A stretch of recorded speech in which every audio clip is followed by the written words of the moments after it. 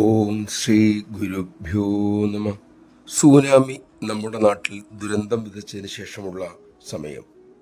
അമ്മയുടെ മക്കൾ എല്ലാവരും കഴിയുന്നത് പോലെ സേവനത്തിന് രംഗത്തിറങ്ങി.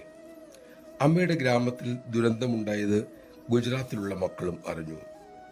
അവിടെ ഒരിക്കൽ ഭൂകമ്പമുണ്ടായപ്പോൾ അമ്മയുടെ മക്കൾ അവിടെ ചെന്ന് അവരെ പുനരധിവസിപ്പിക്കാനുള്ള സകല കാര്യങ്ങളും ചെയ്തത് അവർ മറന്നിട്ടില്ലായിരുന്നു.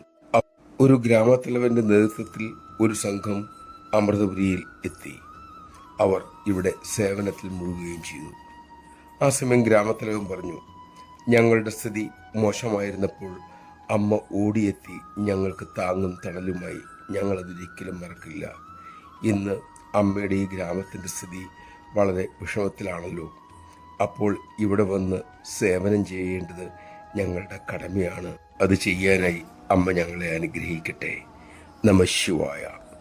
അമ്മ വിതച്ച സ്നേഹത്തിൻ്റെ വിത്ത് സേവനമായി ലോകമെങ്ങും ഇങ്ങനെ വളർന്നു വരികയാണ്.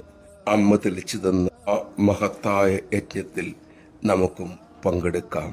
അതിനായി അമ്മ നമ്മെ അനുഗ്രഹിക്കട്ടെ.